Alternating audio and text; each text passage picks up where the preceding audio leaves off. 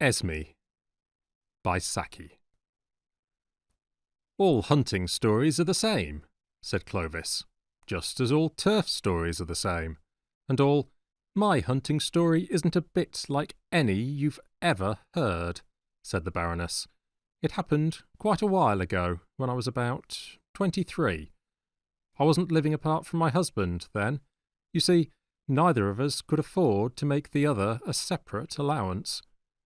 In spite of everything that proverbs may say, poverty keeps together more homes than it breaks up, but we always hunted with different packs. All this has nothing to do with the story. We haven't arrived at the meet yet. I suppose there was a meet, said Clovis. Of course there was a meet, said the Baroness. All the usual crowd were there, especially Constance Broddle. Constance is one of those strapping, florid girls that go so well with autumn scenery or Christmas decorations in church. I feel a presentiment that something dreadful is going to happen, she said to me. Am I looking pale? She looked about as pale as a beetroot that has suddenly heard bad news. You're looking nicer than usual, I said, but that's so easy for you. Before she had got the right bearings of this remark, we'd settled down to business. Hounds had found a fox lying out in some gorse bushes. I knew it, said Clovis. In every fox-hunting story that I've ever heard, there's been a fox and some gorse bushes. Constance and I were well mounted, continued the Baroness serenely, and we had no difficulty in keeping ourselves in the first flight, though it was a fairly stiff run. Towards the finish, however, we must have held rather too independent a line, for we lost the hounds, and found ourselves plodding aimlessly along miles away from anywhere. It was fairly exasperating, and my temper was beginning to let itself go by inches, when, on pushing our way through an accommodating hedge, we were gladdened by the sight of hounds in full cry in a hollow just beneath us. "There they go," cried Constance, and then added in a gasp, "In heaven's name! What are they hunting?" It was certainly no mortal fox. It stood more than twice as high, had a short, ugly head, and an enormous, thick neck. "It's a hyena!" I cried. "It must have escaped from Lord Pabham's park." At that moment, the hunted beast turned and faced its pursuers, and the hounds, there were only about 6 couple of them, stood round in a half-circle and looked foolish. Evidently, they had broken away from the rest of the pack on the trail of this alien scent, and were not quite sure how to treat their quarry now they had got him. The hyena hailed our approach with unmistakable relief and demonstrations of friendliness. It had probably been accustomed to uniform kindness from humans, while its first experience of a pack of hounds had left a bad impression.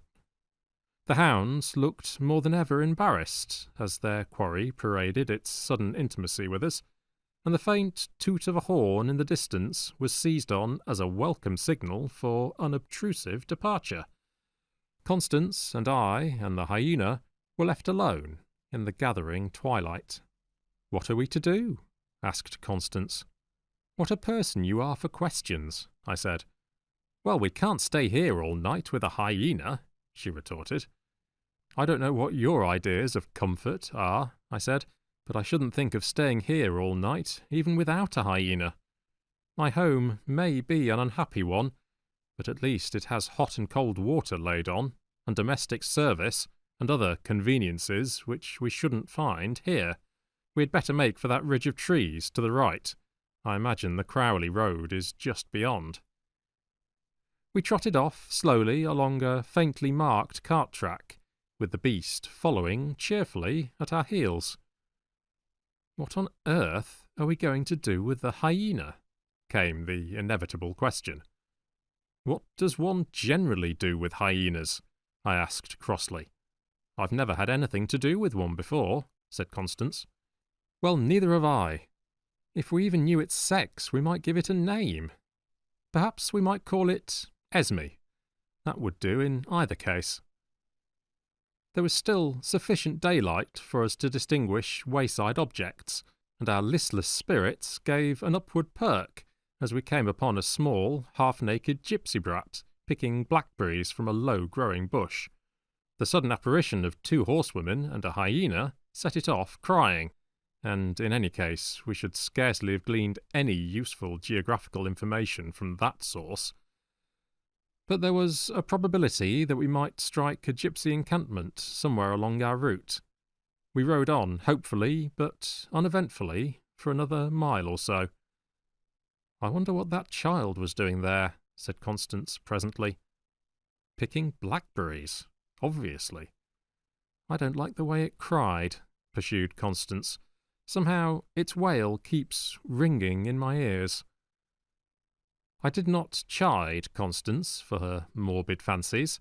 As a matter of fact, the same sensation of being pursued by a persistent, fretful wail had been forcing itself on my rather overtired nerves. For company's sake, I halloed to Esmé, who had lagged somewhat behind. With a few springy bounds, he drew up level, and then shot past us. The wailing accompaniment was explained. The gypsy child was firmly, and I expect painfully, held in his jaws. "Merciful heaven!" screamed Constance. "What are we to do?" I am perfectly certain that at the Last Judgment, Constance will ask more questions than any of the examining seraphs. "Can't we do something?" she persisted tearfully, as Esmé cantered easily along in front of our tired horses. Personally, I was doing everything that occurred to me at the moment. I stormed and scolded and coaxed in English and French and gamekeeper language. I made absurd, ineffectual cuts in the air with my throngless hunting crop. I hurled my sandwich case at the brute. In fact, I really don't know what more I could have done. And still we lumbered on through the deepening dusk, with that dark, uncouth shape lumbering ahead of us, and a drone of lugubrious music floating in our ears. Suddenly Esmé bounded aside into some thick bushes, where we could not follow.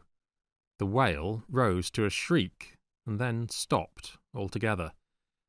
This part of the story I always hurry over, because it is really rather horrible.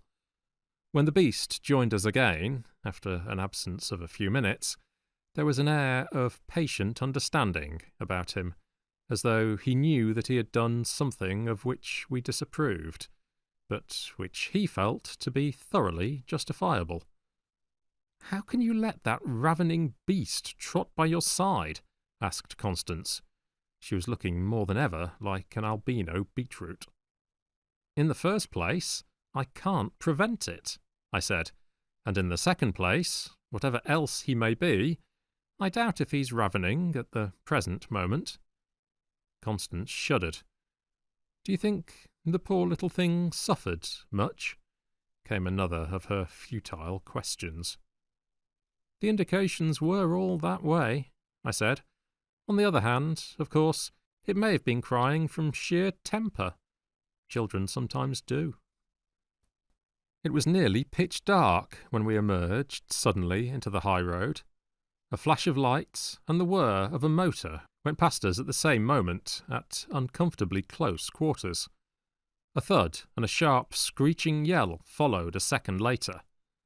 The car drew up, and when I had ridden back to the spot, I found a young man bending over a dark, motionless mass lying by the roadside. "You have killed Esmé!" I exclaimed bitterly. "I'm so awfully sorry," said the young man. "I keep dogs myself, so I know what you must feel about it. I'll do anything I can in reparation." "Please bury him at once," I said. "That much I think I may ask of you."